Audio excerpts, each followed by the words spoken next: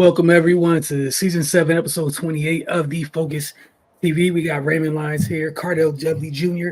I'm Wilson Turbe Jr. We're gonna get straight to it, but before we get to all of these segments we have scheduled for y'all this evening, I want to just take a minute to talk about the passing of one Bill Walton, one of the NBA's greatest bigs for a time when everybody's so enamored with how skilled these bigs are these days. I hope people take the time. Obviously, I wish they did it while he was still with us. To take a chance and look back at what he brought to the game. And it was another one of those cases where he was someone who was oft injured and still made it through his career, and we still got to see flashes of brilliance. That said, Ray, I want to give you first crack at just sharing your thoughts on Bill Walton and how you're going to remember him. Yeah, man. Just like you kind of brought up, just first of all, of course, what he did on the basketball court, from his college career to the pros, one of the greatest college players of all time, undoubtedly. And then for the time when he was healthy in the league, he was one of the greatest players. And I mean, then just seeing him in the media space and just how vibrant his personality was. And then all the stories we've gotten over the last few days, just the type of person he was. So it's definitely a tremendous loss. And absolutely prayers go out to his family and loved ones. But again, every time we lose somebody, the one thing I think of and how unfortunate it is how mainstream has gotten to discredit the past. When you see a guy like Bill Walton play, it's very you can see how if the bigs today would study his game, how much, even on top of what they're able to do now, how much better it would be, because he had all the tools in the toolbox. The things that they're claiming that weren't done until 6 years ago, he's clearly doing in the 70s. So, I mean, Cardell says it all the time, man. The OGs have the answers to the test. How can you progress if you don't look at what's already happened and you just assume that what's happening in the present has just sprung out of nowhere? It never happens that way in anything. So, it's definitely very unfortunate that he passed. But what I think will start to happen is, as we get older and the guys we watch coming up getting older, and even the players before them, they're going to get older too. And it's going to come a time when, we got to start to reflect on the history of the league, and people that never bothered to do their research before are going to start to realize, hey man, this is what we're seeing today is really nothing but a rerun. So yeah, and hopefully it'll lead to more guys getting their just due before they leave us. But overall, yeah, just in terms of Bill Walton himself, man, just one of the most colorful personalities in basketball ever. And then just kind of unfortunate, his health issues kind of cut his career short. And even speaking to how he's able to accept a lesser role on those championship Celtics teams and just contribute to whatever he could and be a great teammate. That's another lesson guys can take from, it doesn't always have to be about you. You sacrifice and do what you can for the betterment of the team. But yeah, man, just a tragic loss. And yeah, I hope there's a fitting celebration planned at some point for him. Cardell. Yeah, definitely one of the greatest big men when healthy. Well, no, one of the greatest players, period, when healthy. His first 4 years in the league, man, I'm looking at the numbers. My man was in the MVP run, from 76 to 78, 76, 77 when he won the championship, he came in second, and the next year he won it. He averaging 18, 14, 5 assists, nearly 3 blocks. That was the norm for him at his peak. One of the greatest college players. I think, honestly, he's second behind only Jabbar You know what I mean? I don't think this is why you gotta study history. You know, UCLA. That's why they have the prestige that they have. Because when Jabbar was leaving after leading them to multiple championships in his freshman year, they won the national championship too. He just wasn't allowed to play.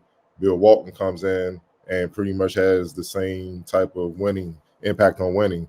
I know they lost one year, to Houston and whatnot, but all the other years they dominated. You know what I mean? And that they were the program to beat. So pretty much in like an 8-year span, they won like 7 championships. National championships, man. It's unheard of, and at the nucleus of all that was 2 dominant all-time great centers. You know what I mean? It's just, you look at Jokic and the way he plays and the way he passes the ball. Obviously Jokic shoots the 3 ball, better. I think Bill Walton was pretty much 20 feet in, but he could have easily extended that with work. You know what I mean? If it needed to be, his passing, I'm not gonna say he's quite on the level of Jokic, but he ain't far behind. He gets the job done. You know what I mean? But defensively, it's not close because Bill Walton was far more athletic. So, he was a rim protector, elite rebounder, shot blocker.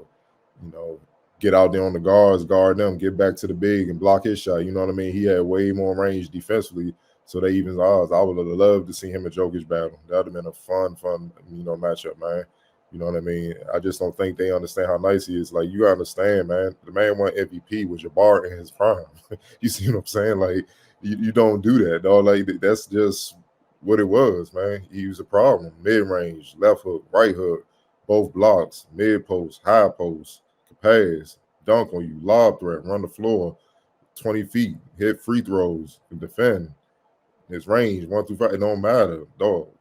I mean, he really damn near didn't have any holes in his game, and it's a shame where people just, like Ray said, man, they look at the history of the game as a joke, because too many people today, instead of trying to live up to that high of a standard, they try to diminish it because they couldn't reach it, so they can feel more secure about themselves, and that's just corny to me.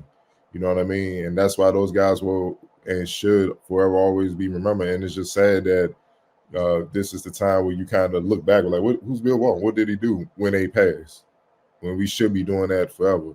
We weren't like that growing up. I don't know when this BS started. Like, I love watching NBA TV and seeing the OGs and the games playing.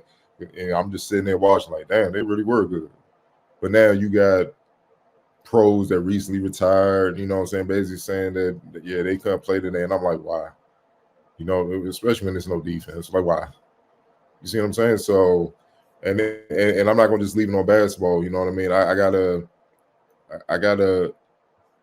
shout out his toughness, overcoming 30+ surgeries to come battle back. You gotta understand, through the 78 season, all those surgeries, he couldn't really play. He really ain't played till like 85, 86. Now think about when you're MVP of the league and an NBA champion, and you're used to dominating, and you can't even get on the floor no more. And they just write you off like, yeah, he's just done. You see what I'm saying? And he managed to find a way to get back and be the 6th man of the year for one of the greatest teams to ever play, the 85-86 Celtics that had 5 Hall of Famers. And he was the 6th man on that team, man. And that just shows you his selflessness and stuff. He didn't come in with an ego.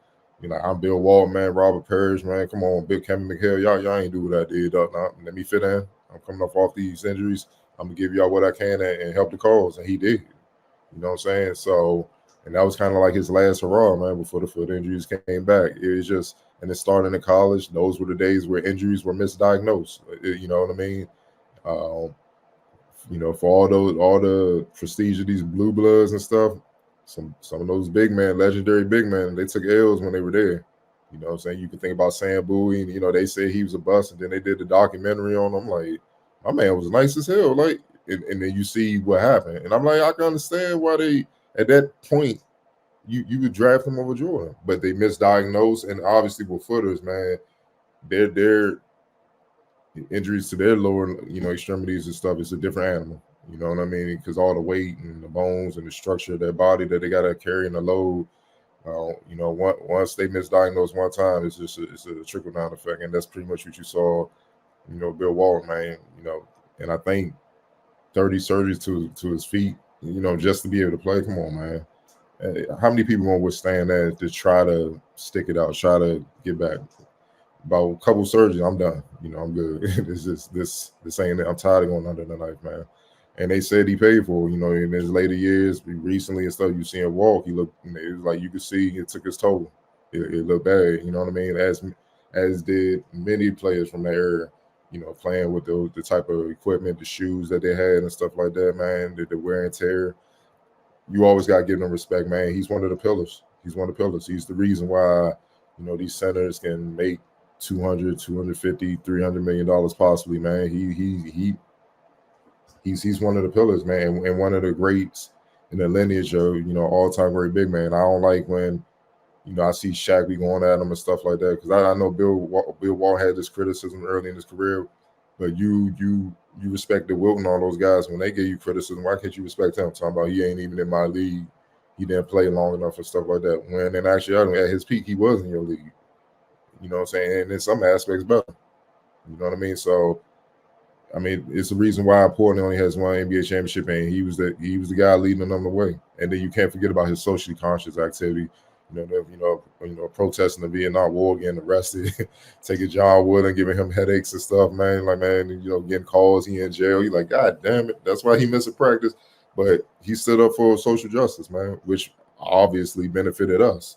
And that shows you he was an out-of-the-box thinker, highly intelligent, and he's going to sorely be missed, man. Like I find myself now, I wish the OGs talk more. They get their own little podcast and start. I'd rather listen to them spread game and spread the knowledge of the game, because these dudes now are so messy.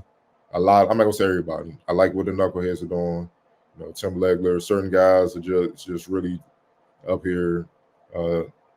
Putting out some great quality basketball content, man. You know what I mean? But the OGs need to get that real game, because people think it's the most skill, and I keep saying all this is the ABA. You know what I'm saying? The last few years, that's all you're really seeing: run a gun, get buckets. You know what I'm saying? But man, he's gonna be missed, man. Because he's even funny commentating. You can tell he a little hippie.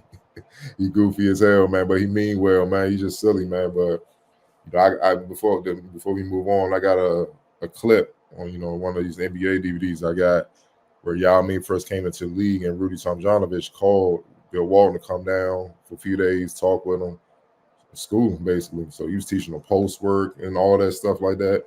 And then Yao Ming could barely. He needed his interpreter to understand what Bill was trying to say, but you just saw as soon as the season started, Yao Ming put it to work. And that was the first season he kind of started to become Yao Ming and started to make his own way, 2010 Yao Ming. And he wasn't intimidated by Shaq. And he started giving Shaq some work, you know what I'm saying? And those were with the moves he learned from Bill Walton. And, you just got to respect that, man. So you can see by the outpouring across the basketball community around the world, man, his impact. And that's why the OG should always be respected, because without him, UCLA wouldn't have been the force that they've been for decades. Jabbar would have came and went, and then they would have faded. And then, Bill Walton kept it going. And then I think after Bill Walton left, John Wooden retired. See what I'm saying? Then he's one of the championship in Portland, man. Like, he did what he brought winning to a city that hasn't experienced a lot of winning.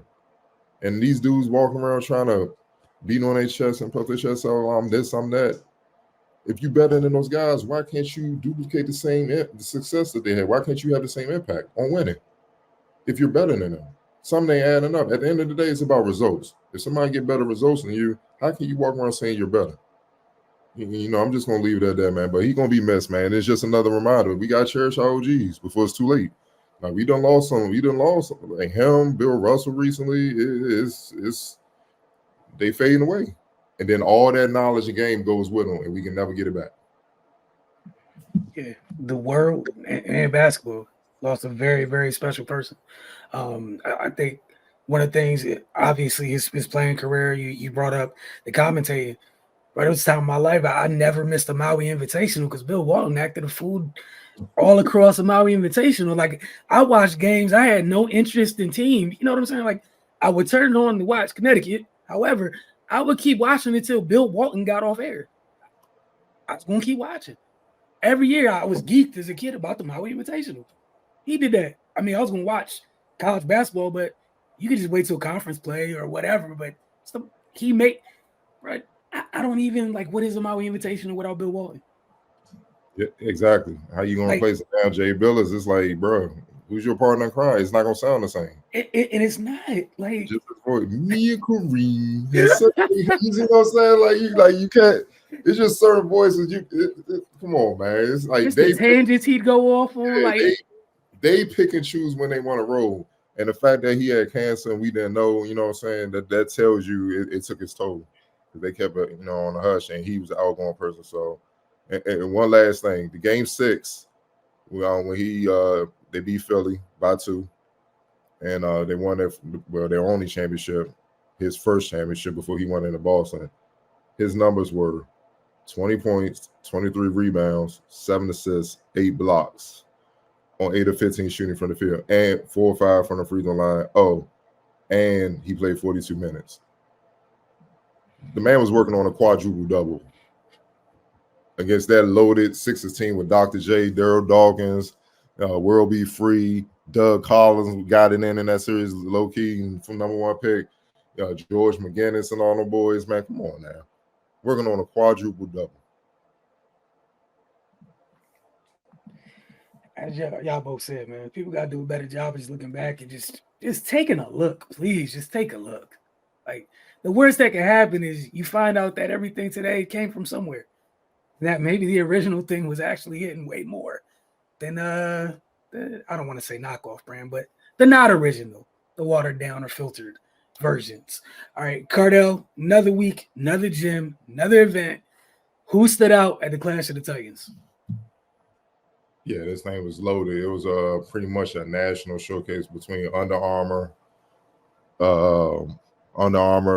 Adidas, and Puma sponsored programs. People don't know Puma has a Pro 16 circuit similar to, like I said, Adidas 3SSB, the Under Armour Association, and Nike EYBL. So that's there. It's a Pro 16, and you had a lot of those teams come to Baltimore, and they duked it out. And you got to see some heavyweight matchups like New World 3SSB, the resident area, and Adidas flagship program for the senior class 17 and under.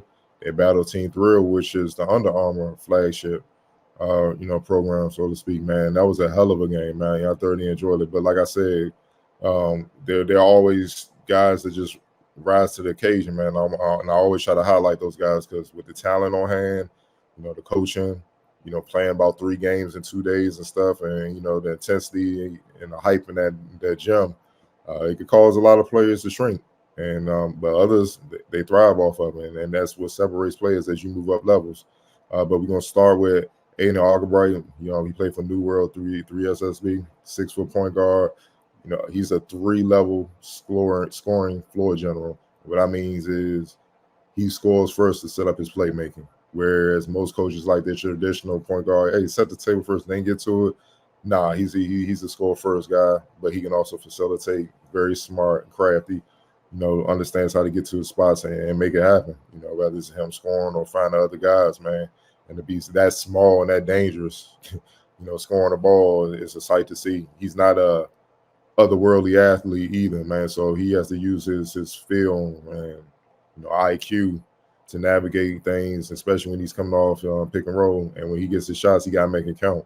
Because the athleticism also in the gym was sick. You know what I'm saying? Like Team Thrill had 6'2" guards that was going between their legs dunking in warm-ups. You know what I'm saying? Like they did. That's probably the most athletic team in the area. But I'll get to that later. But yeah, Algebright definitely, came to play and did his thing. Next up is John Barton. He plays for New World Hoop Group 17s. They're the team under the 3SSB, but they're still 17s or whatever. 6'3", power guard with the all-around impact. He can run point.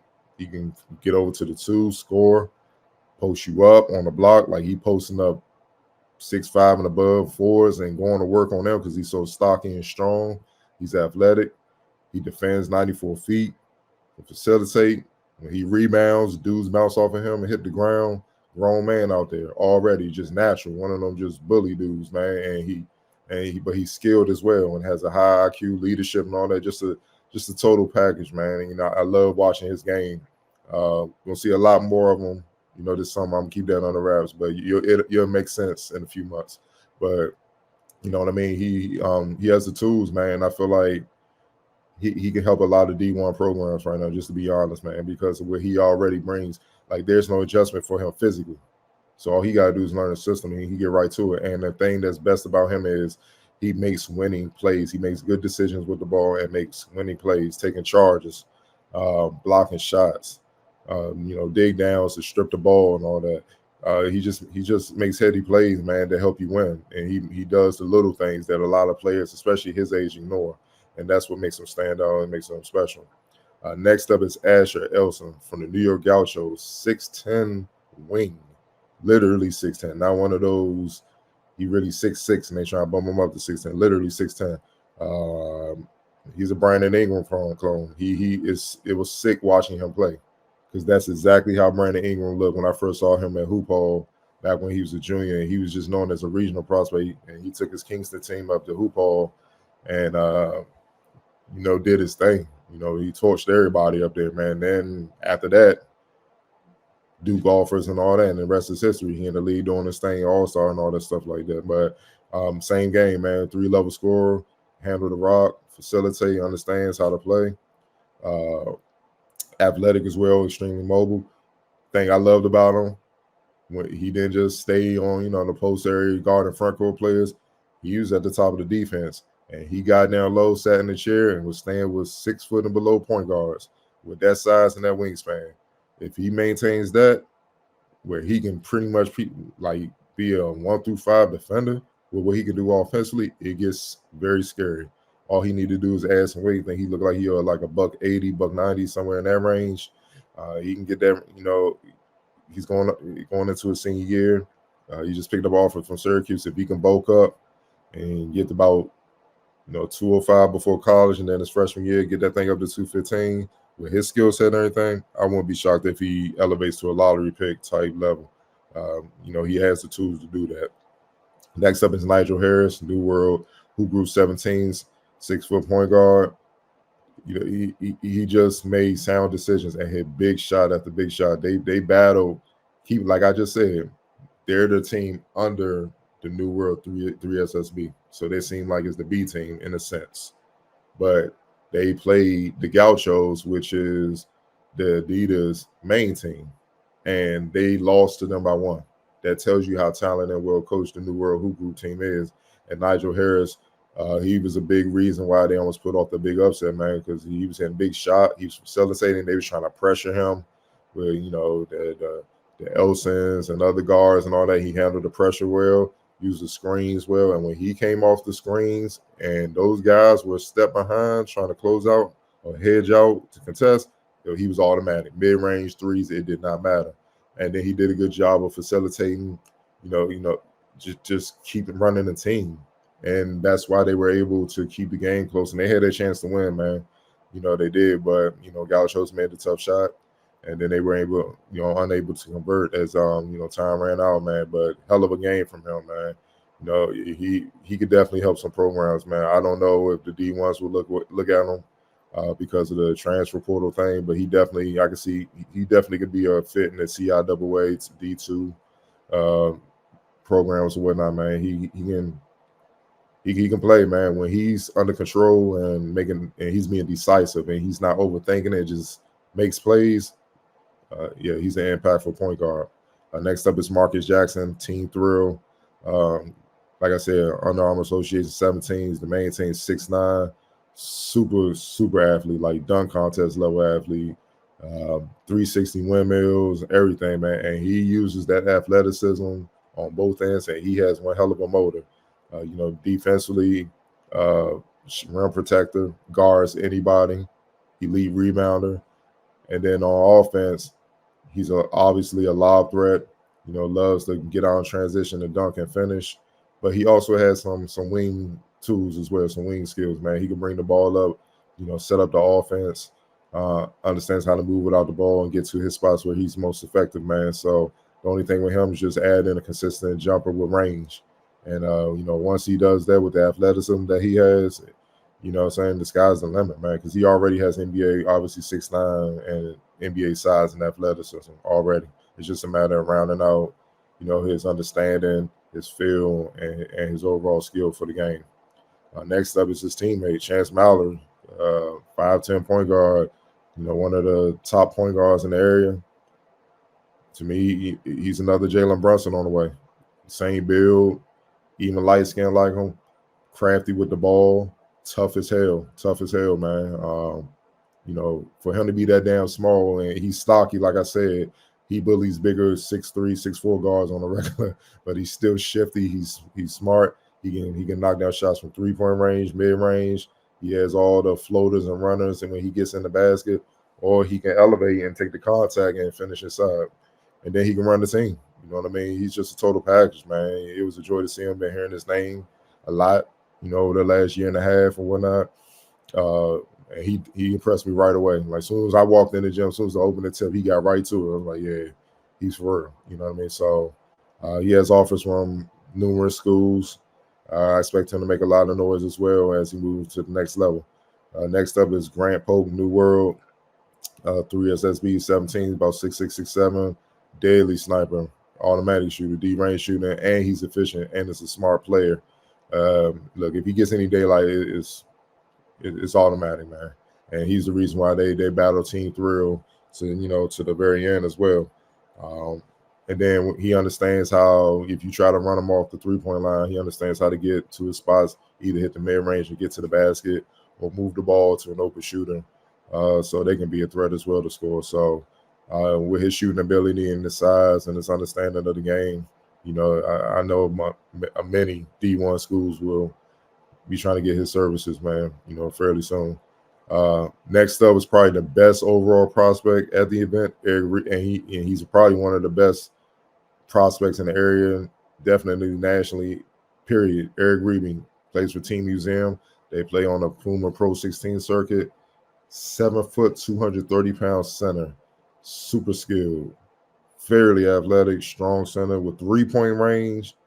He's a good rim protector. He has over 35 Division I offers currently, with more on the way.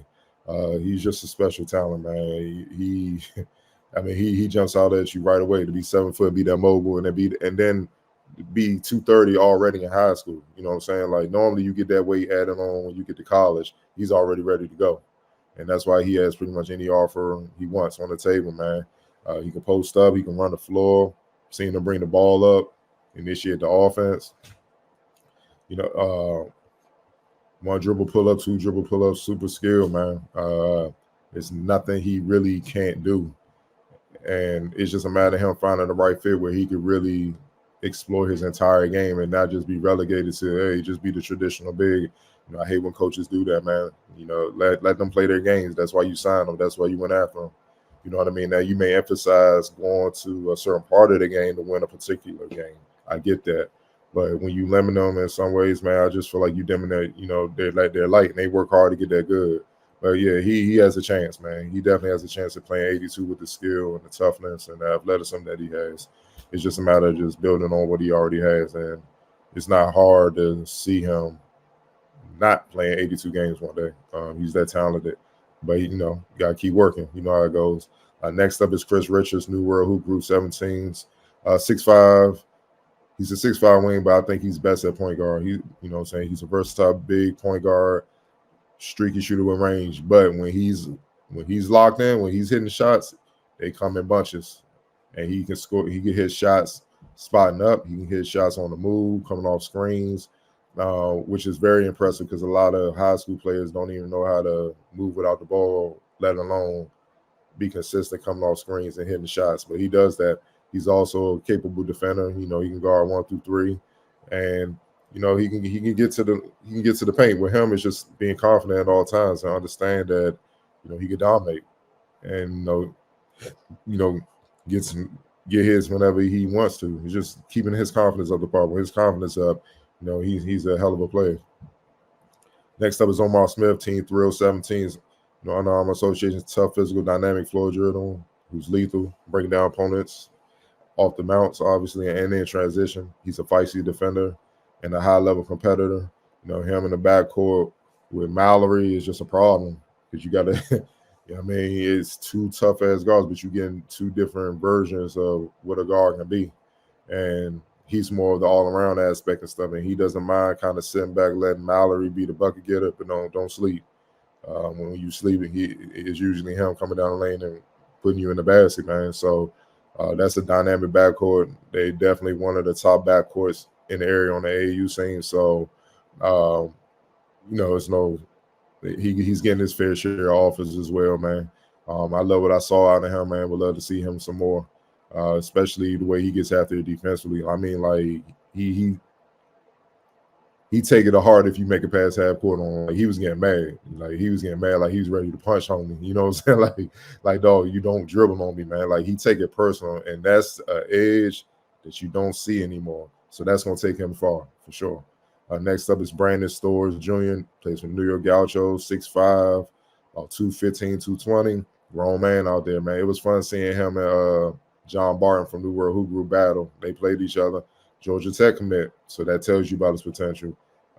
He got a lot of Bonzi Wells in this game, which is ironic because Bonzi Wells is on staff, meaning he's 6'5".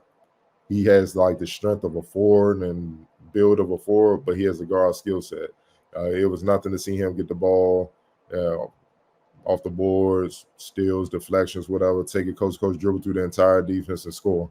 And when he goes, he only have to go up the layup. When he goes, he don't have to go up the dunk. When he goes up the layup and guys were trying to rotate over and block him, they were bouncing off of him. That's how strong he is.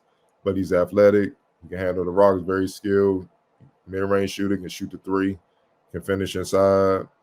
Strong defender as well, man. So I'm excited to see what he does in the ACC, man, because he's going to be a matchup problem. Because he's going to be too athletic, too skillful bigs, and the guards, he's just going to bully them. So just a matter of him getting acclimated in Damon Stoudemire's system, and then he should be able to do work. And last but not least, Alex Tuomo plays for DC Premier, 6'7" kid, smooth two-way wing that can score from all three levels, defend 1 through 4, and plays above the rim. The only knock I had with him, man, he's too unselfish at times. Man, he's super talented. And if he was more aggressive, he would just flat out dominate everybody. He's that good.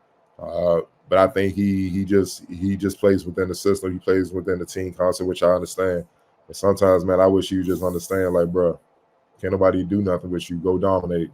And I've seen him get mad in spurts, and he'll usually reel off about 8 to 10 points, blocking shots on one end, and then 8 to 10 points in a row, you know, in that spurt. So that tells you when he gets locked in, he's pissed.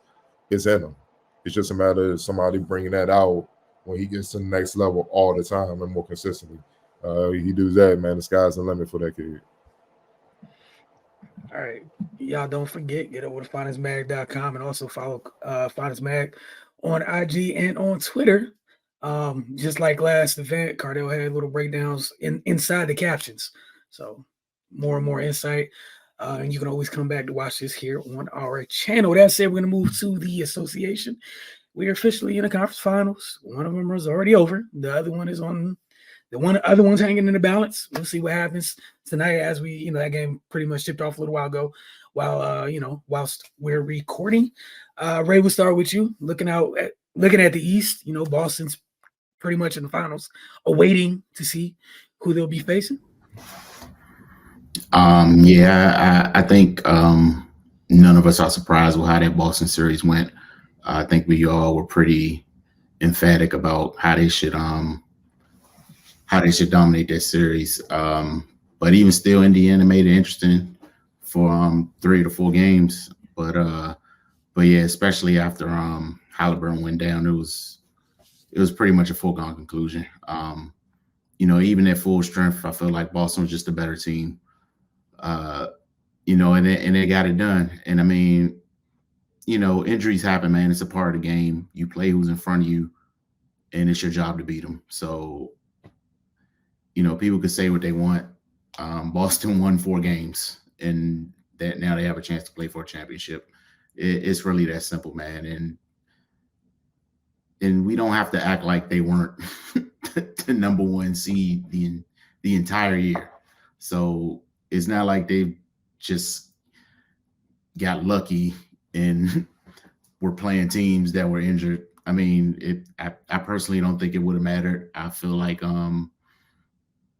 they would have been in this position regardless, as evidenced by the work they put in throughout the entire season. So congrats to them. This is their second crack at it. I'm sure they're chomping at the bit to see if they can punch through the wall and get the job done. So yeah, man, just looking forward to how they show up in the finals. Cardell, your thoughts on the East as Boston has found their way through that side of the bracket? Yeah, man, more experience. Been there, done that. When you get this far, the stars usually take the lead. You know what I mean, and the others kind of, eat off them, so to speak.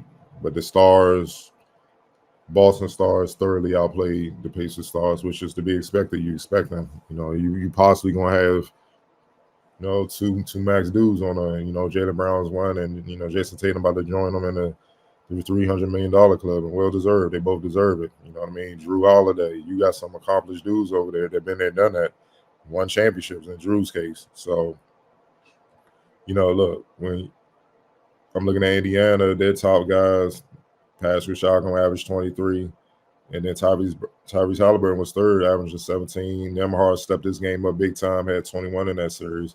Miles Turner 15. When we look at Boston, Jason Tatum 30, 10, and 6.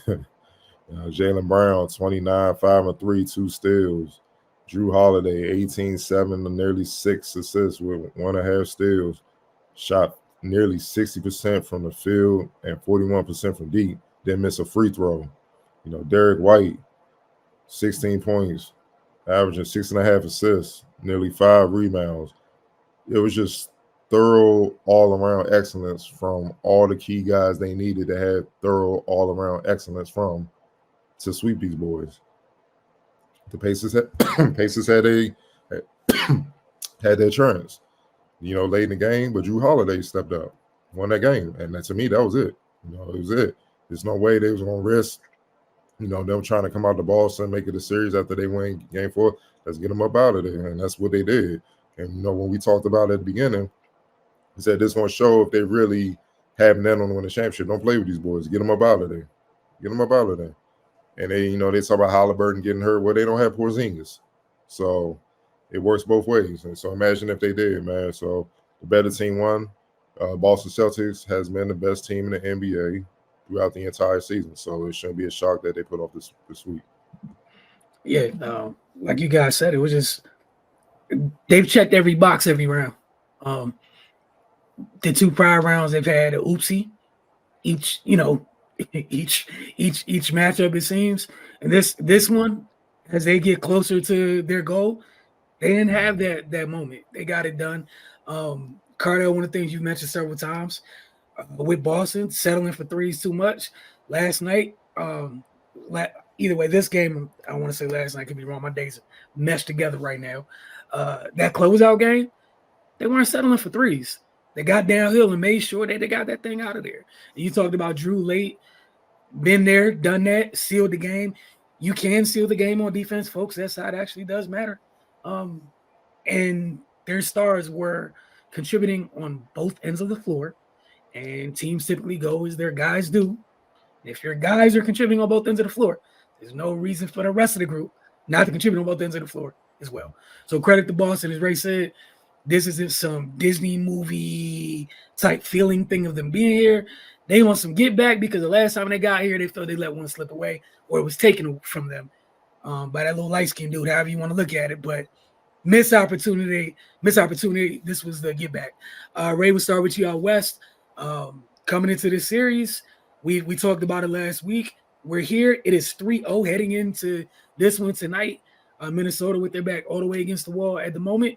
The Mavs have a chance to do what Boston did and close this thing out in 4. Your thoughts on this series, because we've been seeing some off-the-wall galaxy brain behind analysis on Twitter, and that's the kindest way I could put it, because y'all are really trying me every day I open up that app.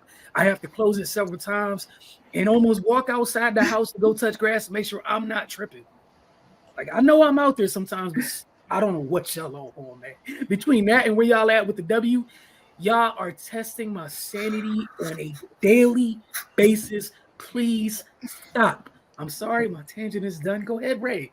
On the Western Conference Finals. I'm sorry. The Mavs are closing. It is what it is, and they got 2 certified ones on their team. So, you know, in those close games, then advantage Dallas as we've seen. I think Kevin Garnett was kind of talking about you know, Minnesota never being here before, and yeah, their bodies just aren't holding up. They're tired, man. You know, they're still fighting, but you know, it's different when you the deeper you go, them waters they get treacherous. You know, we're kind of seeing that rear its head in different ways. You know, Anthony Edwards, his efficiency has dropped, you know, continuously as the playoffs have gone on, you know, and he's just not used to operating this time of year. You know, what I will give him credit for, he's still playing defense, but you know, offensively he's struggling because, you know, he just can't find easy baskets. You know, everything is getting all the way to the basket or you know, a 3, or you know, he's just playing one-on-one, and when your legs are gone, that's not the best way to go, man. And yeah, they've had their chances just like Indiana did, man. This could easily be 3-0 Minnesota, you know, but you know, that's not how things work, man. Dallas they're getting it done. They're closing these games. They're making the right play in the right situations. You know, and yeah, man, Minnesota just has to find a way to get one. On the Dallas side, you know, their role players are stepping up. And then, you know, they're two big guns. They're showing up, man, in every sense of the word. It's just tough to deal with the pressure they put on you defensively. One of them by themselves is hell to deal with. They got to deal with both of them at the same time. That's a tough life, man. You know, so in kudos to Dallas, man. They're on the brink. You know, I'm sure Luka, he's chomping at the bit to get his first finals. I'm sure Kyrie would love to go snatch a championship from Boston. So it's going to be interesting, man. You know, we'll see what kind of fight Minnesota has tonight. You know, you go down 3-0, this series is all but over. But we can't say it's official till it's official. Selfishly, I'd love to see them run all 4 straight so social media can explode. But the likelihood of that the likelihood of that happening, man, is slim to none. But yeah, hopefully, you know, their season isn't officially over yet, but you know, Minnesota can just take this as a learning lesson and come back. You know, I hope they're not just, as we've seen many teams in the past, be like, oh, we'll be back. Yeah, that ain't guaranteed, man. You know, so and after you know, after the way they won the last series, you know, dethroning the defending champs, you know, I wonder if they just kind of got on the emotional high, because going into the series, it looked like, you know, they would be the team in this position. You know, I think we talked about it a little bit on the show previously. You know, their size advantage, you know, and their defense, it looked like that would be able to carry them over. But you know, Dallas has been able to you know, get the upper hand. So yeah, you know, I expect to see them come out swinging tonight. How effective they'll be, I don't know, because yeah, at the end of the day, that energy bar, once that thing is depleted, it's depleted, man. You can fight and scratch all you want, but you know, you still need something in the tank to carry you over the finish line. Cardell? Yeah, I do feel like a little bit they celebrated too much after beating the Nuggets. You know what I mean? Because they're the defending champs, and you gotta understand. But that's young teams. You gotta understand that championship wasn't won there. You know what I mean? And Dallas was watching, dissecting them as they went 7 games with them and trying to figure out a way how to exploit what they were doing. But with that being said, through the 3 games, they've only lost by a total of 13 points. This could easily be 3-0 Minnesota.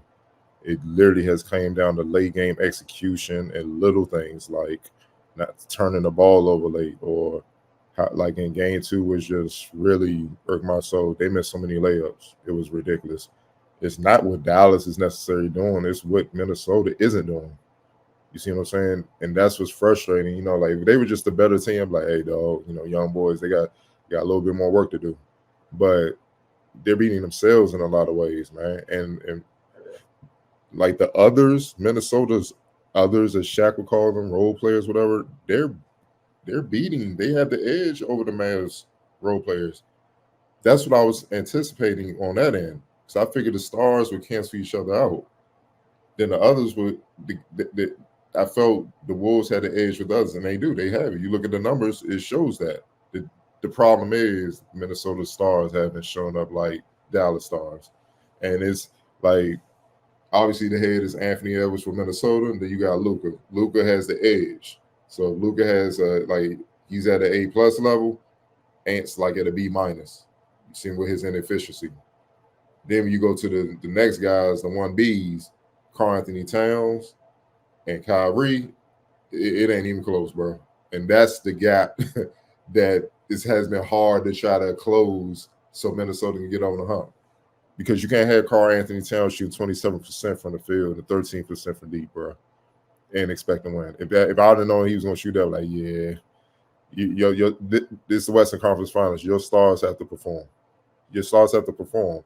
You know what I mean? It's just the longer you're going to playoffs, the more your stars have to be stars. And right now, you know, they need Cat to step up, man. They need him to enter in tonight's game. He's 3 for 22 from 3. But he's taking 54 shots. So 22, your 54 shots have been threes. Why? You're not hitting them. Get to the line. And he's only shot 14 free throws in 3 games. You should be shooting 14 free throws a game. They can't do what you did against the Nuggets. The mismatches, you punish them. But like you said, that's what fatigue does. It doesn't just it isn't about just taking your legs. It affects you mentally, and you don't make the sharpest decisions. The late rotations, like Minnesota, the way they was closing out on the Nuggets, it was damn near like they knew the play. They was right there as soon as the ball hit their hands.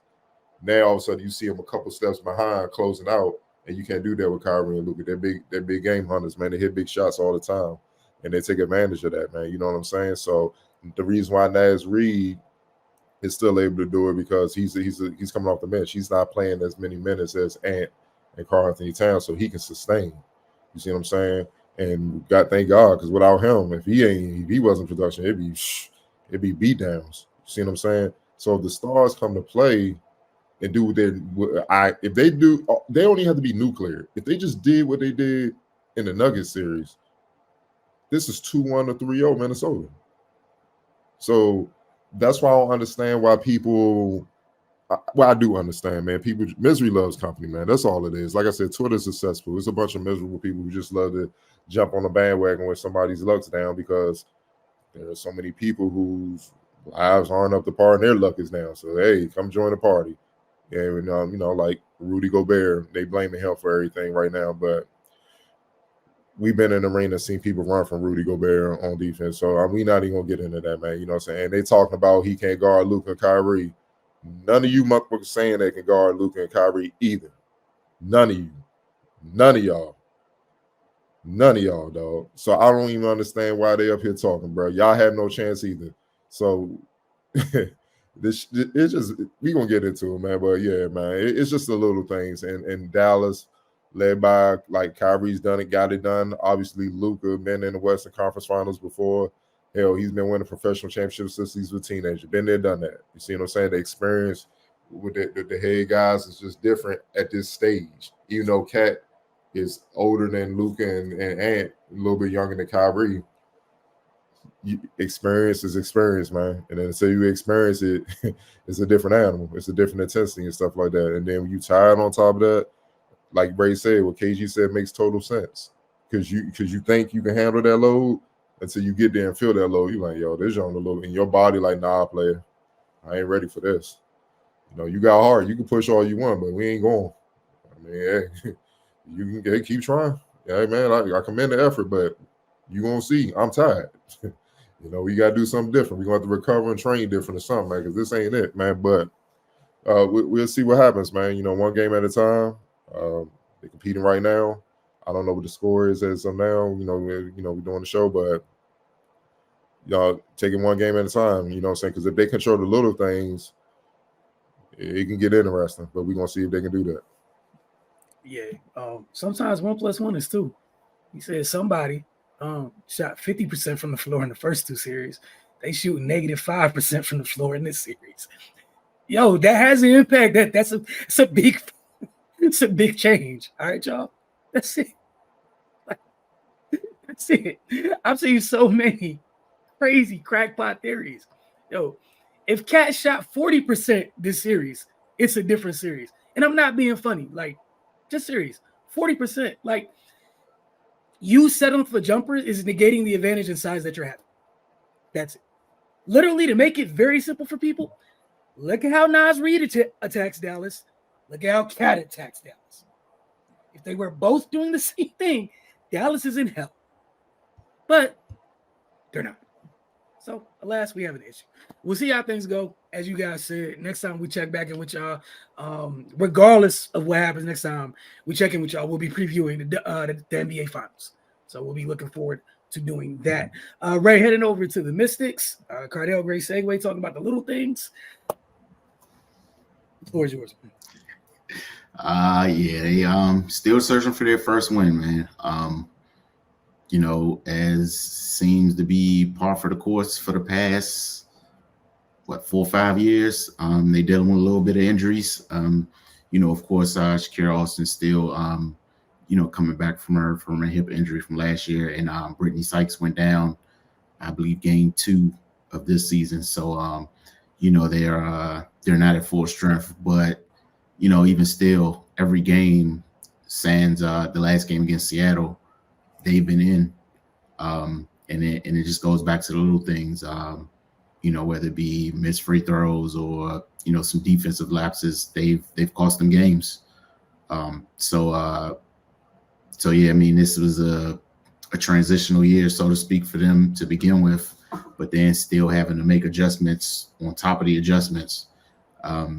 It's tough. And again, no excuses. These are all professionals. They got to find a way to put it all together. Ariel Atkins, she's got to find her shot. She's been struggling a little bit offensively. Once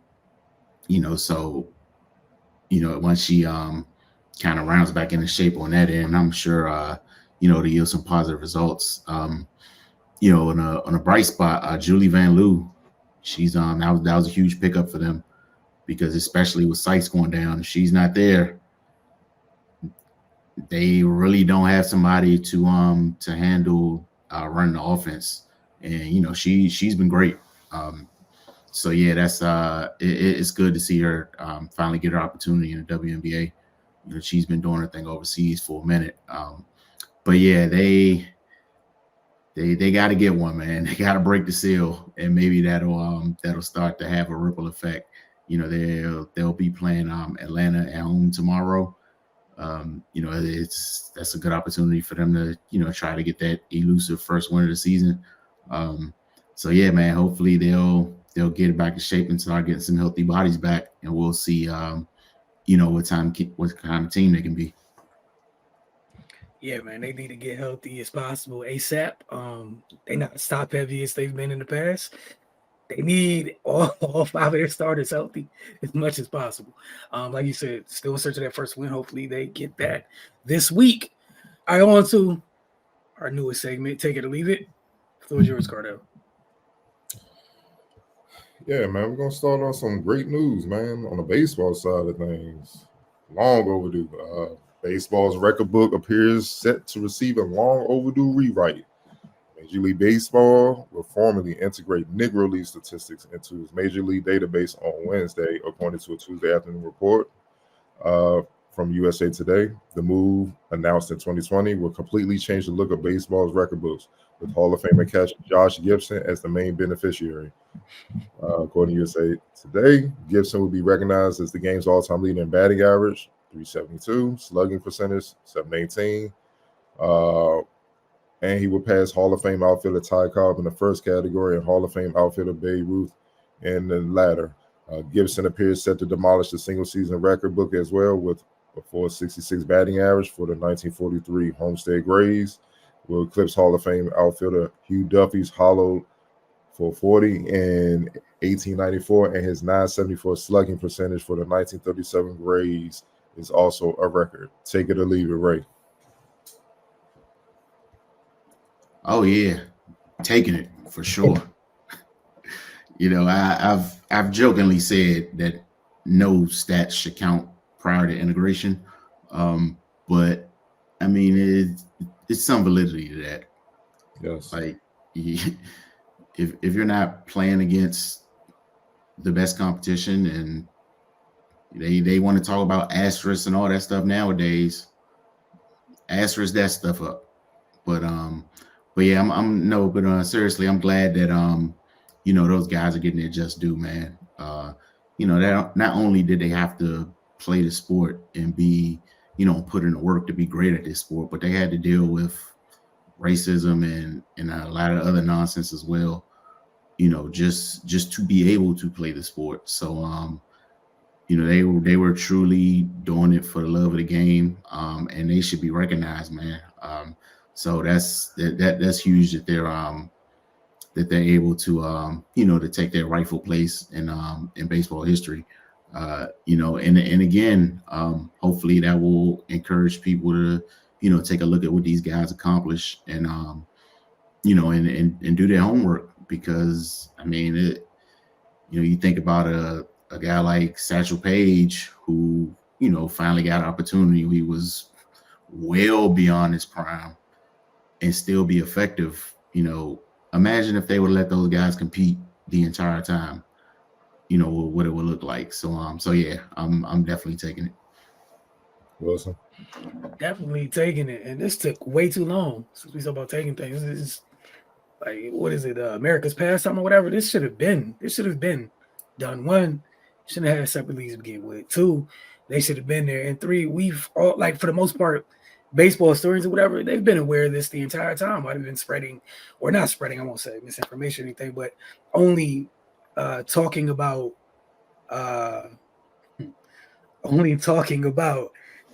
one group of players, when that group, if we want to before adding putting this group amongst baseball as a whole, since it is America's pastime, everyone we got time for the steroid era and all that other crap. Yes, this should have been happened. Yes, these men should have been honored for their contributions in this sport. And yes, I'm here for all the backlash on the internet, because people love numbers so much. I bet you some of these numbers y'all not gonna like, guaranteed, at all. And I'm here. I'm here for every single number, because when they dig them all up, feelings will be hurt, legacies will be tarnished. Some of y'all gonna regret this day, and those of y'all that do regret it, I don't care how you feel, because you shouldn't. That's when you choose to feel.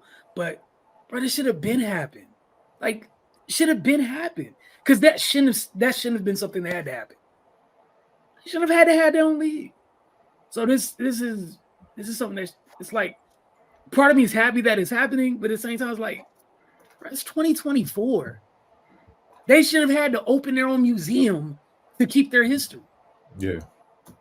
Like, once someone had to start getting the funds together to open a museum, nobody thought maybe we doing wrong. But again, I'm happy we got here, but just baseball, man.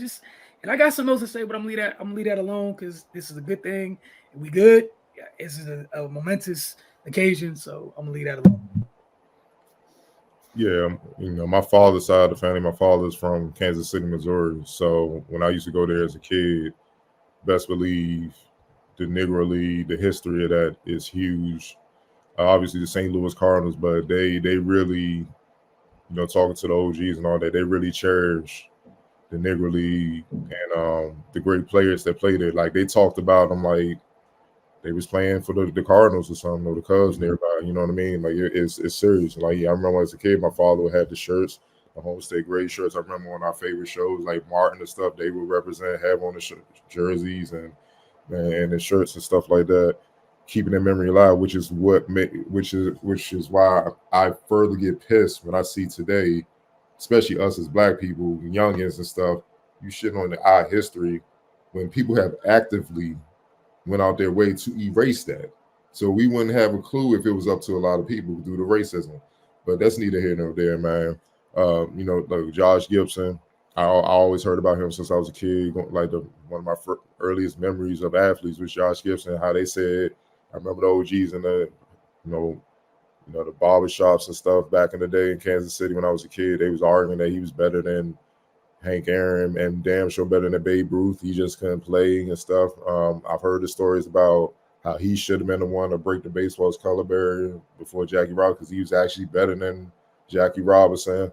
But he didn't have him and Satchel Paige. Those were the two that should have definitely went first, but they didn't have the temperament, to take what was coming on. Jackie, he will fight, but it took a lot to get him there. He was the one that could take it and really open the door. So I get why, he was put in that position and stuff like that, but he was far from the best in the Negro Leagues, man. It was those other guys, man.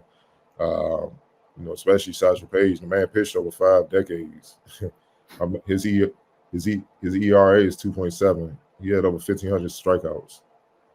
You see what I'm saying? Like, he was an animal, and he was confident about it. He knew he was nice. You watch interviews and stuff like that, he looking at you like something wrong. Like, y'all really think this dude can hit me?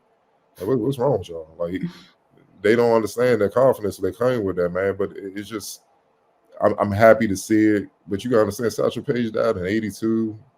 Josh Gibson, he died, unfortunately, young.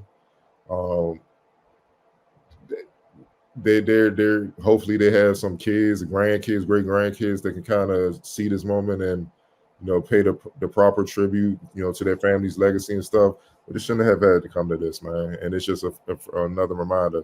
But now that baseball have done it, the NBA need to integrate the ABA stats so they can shake up that too, because the ABA pretty much ushered in the current way of playing basketball, which is our way of playing basketball from the streets and the playgrounds and stuff like that from the 70s and whatnot like that. And with that being said, if you do, Dr. Dre is going to jump a few people in the all-time scoring list and stuff like that. You're going to see a whole lot of different things, rebounds. There's going to be a whole lot of, they need to do that. Because if you're going to integrate those teams, Brooklyn Nets, Denver Nuggets, San Antonio Spurs, Indiana Pacers, why not integrate the stats? That makes no sense. I just don't understand the people in charge. These colonizers, man. I'm trying to be professional, but they make me mad, bro. It's just irritating. I'm glad these all-time legends got their due, man. And we just gotta lead the charge, man, and always pay respects to history, dog. Because I mean, you look at like a Josh Gibson, you can easily see the lineage to like Barry Bonds and all that stuff like that. Easily, dog. So, I'm happy for them, man. I'm definitely happy. This was great news. And we need it in the sports world with all this messiness going around. Next up, take it or leave it, last one, and then we're going to move on to rapid fire. After just 1 year in the NFL, Pittsburgh Steelers cornerback Joey Porter Jr. is feeling very confident heading into his second season. When asked who he thinks is the best cornerback in the NFL right now, he simply replied, "Me, for sure." Porter listed some other fellow cornerbacks in the league who he thinks are great right now: Jet Sauce Gardner, Packers Jair Alexander, to name a couple, but he still places his performance last season above the rest. Quote, "There are a lot of good DBs in this league. Nobody was doing what I was doing against wide receivers and number ones the entire year, locking him down. I don't care if I'm mentioned in there or not, because they are going to hear my name eventually." In 17 games and 11 starts with the team, Porter totaled 43 tackles, 1 interception, and 10 passes defended. He finished 5th in the NFL Defensive Rookie of the Year voting. Take it or leave it, Wilson. I'm taking it. People just wasn't watching the Steelers. weren't watching him at all. He only had 11 starts. They took a little bit, Mike Tomlin. I know this is crazy, y'all. Kind of old school. Got to earn your spot. Kid earned a spot, and he kept the spot. He's CB1 in Pittsburgh. I don't know for some folks, everyone doesn't get to be CB1 in Pittsburgh. It's something that has to be taken and earned. Hopefully people watch him a little bit more now that Russ and Fields are over there and whatnot. But for the most part, they just were kind of off the radar. But he showed up every week, did his job. I don't think he's the best DB in the league. I think he's in the conversation. I think he's better than some of the other names that he even mentioned himself and some of the other names people bring up.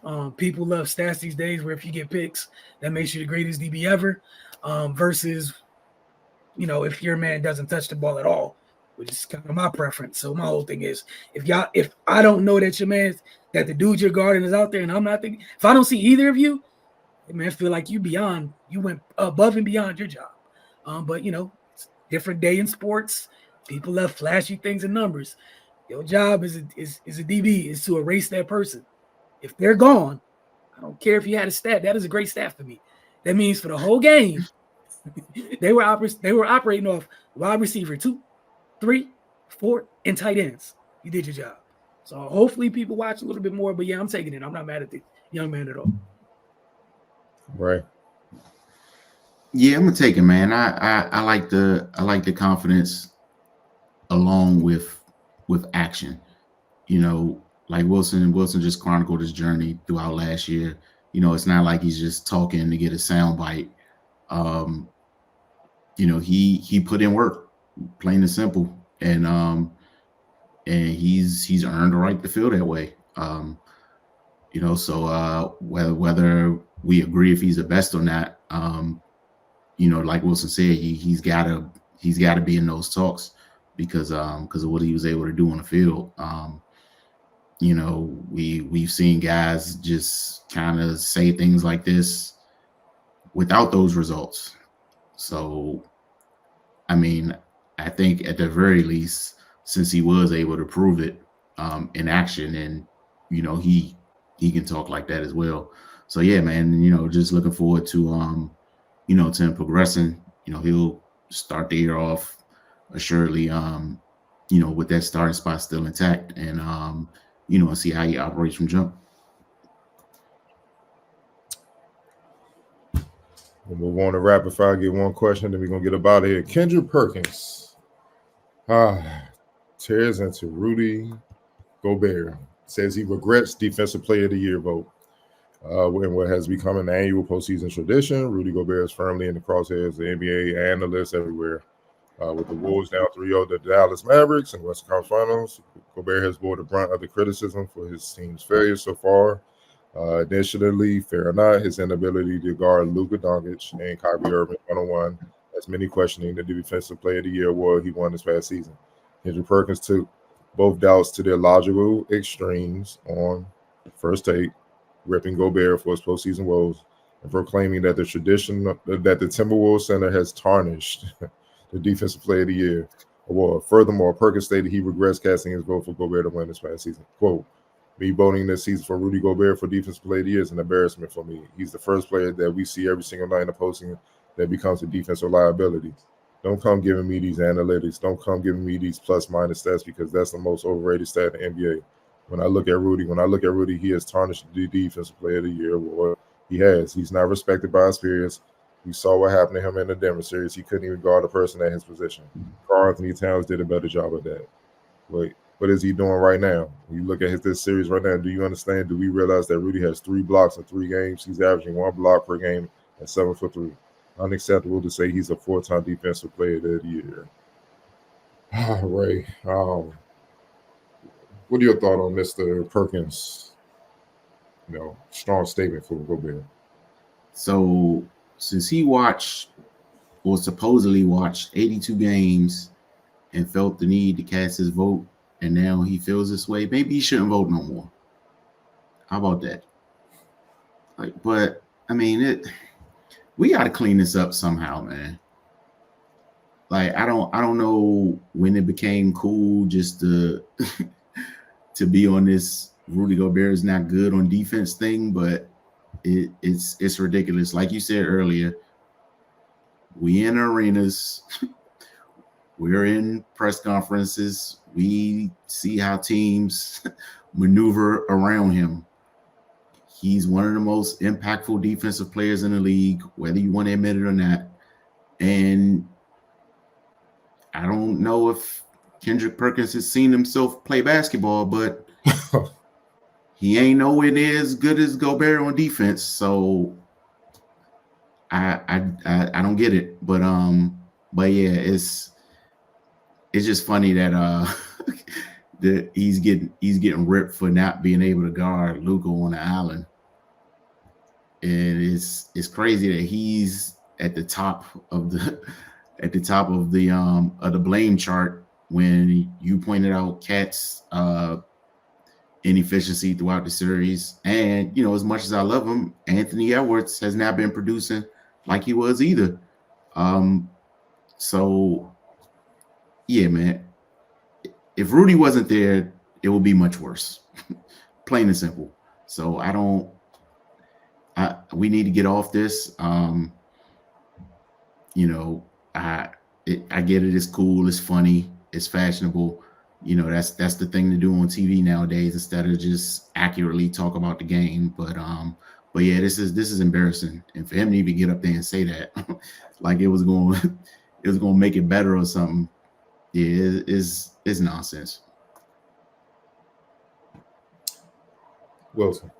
I don't know what Rudy Gobert did to everybody, man. They've been mad at this man for doing his job well for quite a while. Meanwhile, I'm going to keep being the bearer of bad news.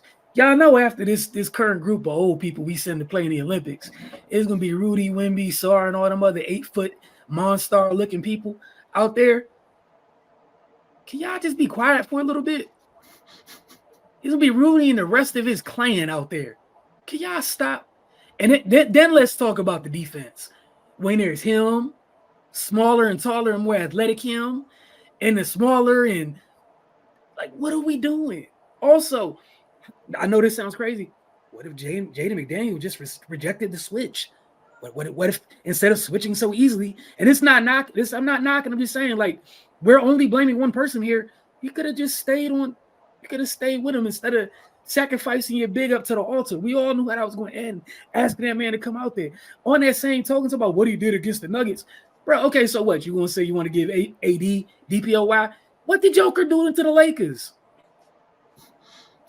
Under your premise, that's 2 awards that gets taken away. What the hell are we talking about? We're getting mad at people for getting, like, fried by the league's best. Bro, this has been happening from the beginning of time. DPOY dudes are seldom also they seldom have the same impact on the offensive end of the floor. That's why the ones that are able to do both are so freaking special. What are we doing here? Like, that's what made Dream this out of this world was he equally as good on both ends. That's alien shit. That's why Wemby already early looks nuts right now. Because everyone's like, what the hell? What happens when the stuff levels out? And this was the rookie year. Gobert's been amazing. In Utah, he was playing defense almost by himself. And everyone blames him for it. There's 4 other people on the court. People only got mad at the tallest person. Then we out here in switch everything land, and you don't have to do it. We could just be like, hey, why you switch it? But it's, how come you didn't stop Luka? Bro, your favorite player hasn't stopped Luka on the island. Y'all mad because the 7'2" dude didn't stop Kyrie? Are you on drugs? Kyrie shoots with his left better than some of y'all favorite players do with their right. What do you want Gobert to do in space with these dudes?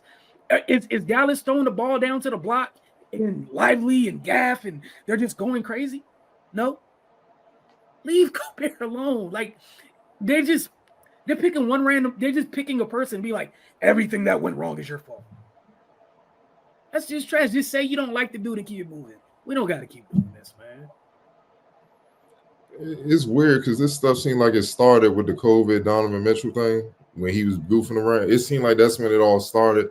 So the dudes around the league probably talk and whatever. Rudy is not the thing that makes me mad, and it's hard to talk to everyday people because we're credential media, so we're in the arena. We've seen some of your favorite guards dribble the air out the ball when he was lurking. Like dribble, it's a layup. They don't even look at the rim, just dribble back out because they feel him. He's somewhere in the vicinity. We've seen it time and time again, man.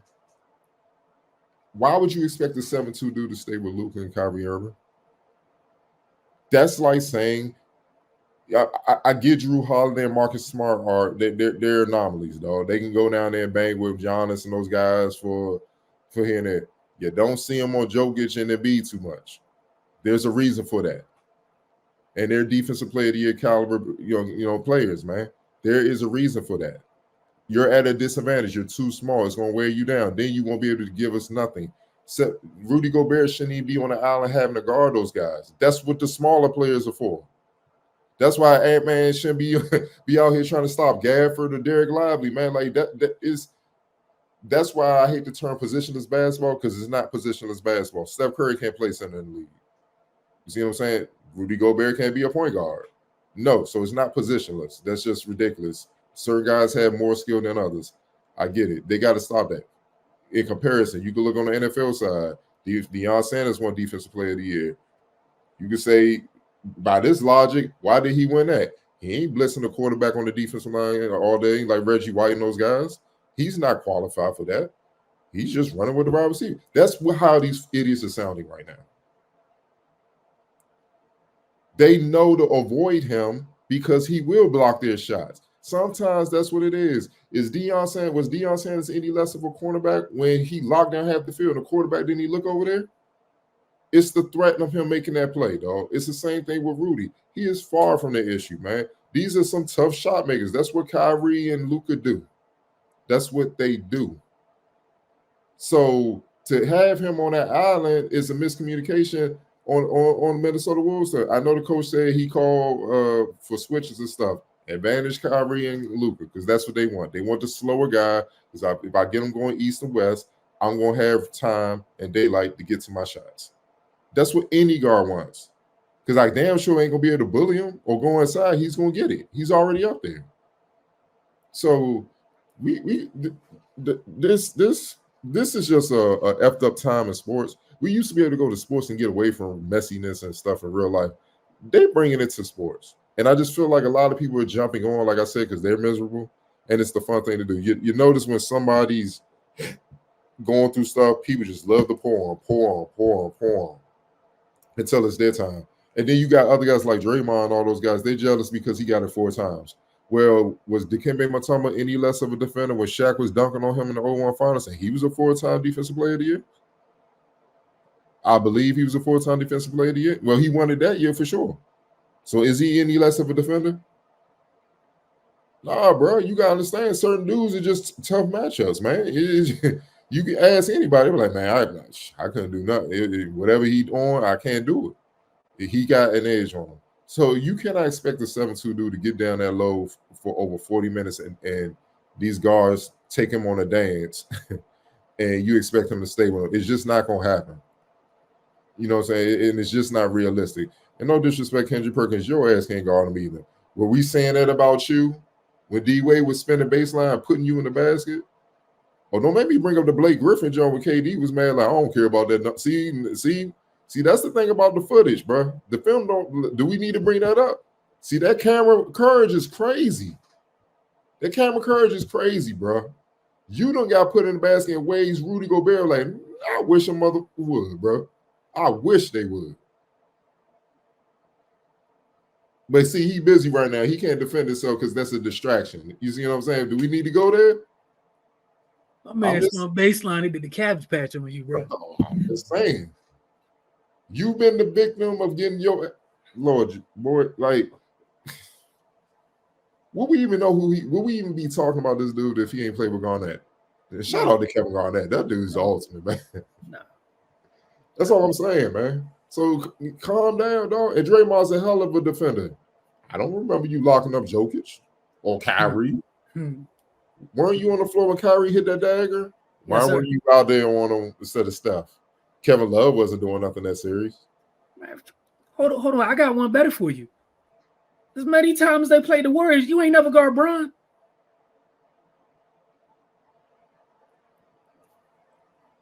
I'm just saying. It went from Iggy to the dude you called to come do it.